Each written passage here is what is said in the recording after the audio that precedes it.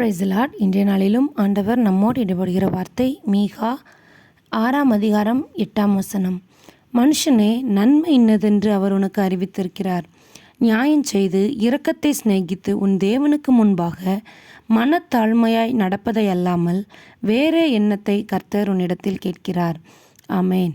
அன்பான தேவனுடைய பிள்ளைகளே, ஆண்டவர் நமக்கு கற்றுக் கொடுக்கிற ஒரு காரியம் பாருங்கள். அவர் நம்மளிடத்தில் என்ன எதிர்பார்க்கிறாராம்?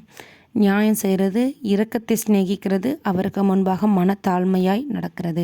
நம்மக்கிட்ட ஆண்டவர் எதிர்பார்க்கிறதே இந்த மூணே காரியம் தான். இதை தவிர்த்து வேறு எண்ணத்தை கர்த்தர் உன்னிடத்தில் கேட்கிறார் என்று வசனம் நமக்கு சொல்கிறது. இந்த 3 காரியங்களை நம்ம செய்யும் பொழுது அதில் தான் நன்மை இருக்குதாம். நன்மை என்னதென்று அவர் உனக்கு அறிவித்திருக்கிறார். 3 காரியம்தான் நம்ம வாழ்க்கை முழுவதும் சந்தோஷமாக இருப்பதுக்கும் இம்மையிலையும் மறுமையிலையும் உள்ள ஆசீர்வாதங்கள் எல்லாவற்றையும் நம்ம பெற்றுக்கொள்வதற்கும் தகுதியானவர்களாக நம்மை மாற்றுவதற்கு ஆண்டவர் எதிர்பார்க்கிற இந்த 3 காரியங்களும் நம்மக்கிட்ட நிச்சயமாக இருக்கணும். என்ன குணம் இருக்கணும்? நியாயம் செய்யணும். நம்மளை ஆராய்ந்து பார்க்கலாமா? நம்ம நியாயம் உள்ளவர்களாக இருக்கிறோமா, அநியாயம் உள்ளவர்களாக இருக்கிறோமா?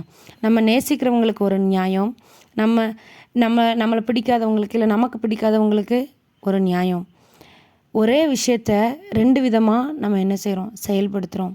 அது ஆண்டவருக்கு பிரியமில்லாத காரியம். இதெல்லாம் ஒரு சாதாரண விஷயம் தானே அப்படின்னு சொல்லி நம்ம நினைக்கலாம். இதுவும் ஒரு பாவம்தான்.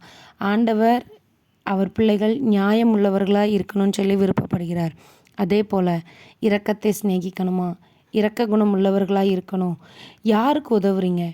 உங்களுக்கு திருப்பி செய்வாங்க அப்படின்னு நினைக்கிறவங்களுக்கு, அவங்களுக்கு ஏதாவது ஒரு தேவைன்னா முன் வந்து உதவுறீங்க. மற்றபடி உண்மையிலேயே கஷ்டப்படுறவங்களுக்கு உதவுறீங்களா? இவங்களுக்கு கொடுத்தா திருப்பி வராதுன்னு இருக்கக்கூடிய ஆட்களுக்கு நம்ம செய்கிறோமா? உண்மையிலேயே கஷ்டப்படுறவங்கள பார்த்தா நம்மளுடைய மனசு இலகுதா? கொடுக்கணுங்கிற ஒரு எண்ணம் வருதா? கொடுக்கறதுக்கு இருக்கோ இல்லையோ, ஐயோ இவங்க இப்படி கஷ்டப்படுறாங்களே அப்படின்னு சொல்லி அவங்க மேலே ஒரு இரக்கம் வருகிறதா? அப்படி வந்தது அப்படின்னு சொன்னால் உங்ககிட்ட இன்றைக்கி இல்லைனாலும் பரவாயில்ல, அவங்களுக்காக நீங்கள் ஜெபிங்க. ஆண்டவர் அநேகருக்கு கொடுக்குறவர்களாக உங்களை உயர்த்துவார். அதே போல் அடுத்ததாக ஆண்டவருக்கு முன்பாக மனத்தாழ்மை உள்ளவர்களாக நடக்கணுமா? தாழ்வு மனப்பான்மை இருக்கக்கூடாது. தாழ்மை ரொம்ப அவசியம். நமக்கு ஆண்டவர் கொடுத்துருக்கிறது எல்லாமே அவரிடத்துலேருந்து நம்ம பெற்றுக்கொண்டது.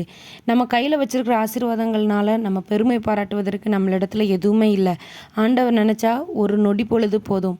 நம்ம இருக்கிற நிலைமையை எப்படி வேணாலும் ஆண்டவரால் மாற்ற முடியும். தாழ்ந்திருக்கிறவனை உயர்த்த முடியும், உயர்ந்திருக்கிறவனை தாழ்த்த முடியும். பெருமை பாராட்டுறதுக்கு எதுவுமே இல்லை. மனத்தாழ்மையை தரித்து கொள்ளுங்கள். ஆண்டவர் எதிர்பார்க்கிற காரியங்களை நீங்கள் செய்யுங்க. உங்களுக்குரியது ஆண்டவர் உங்களுக்கு செய்வார்.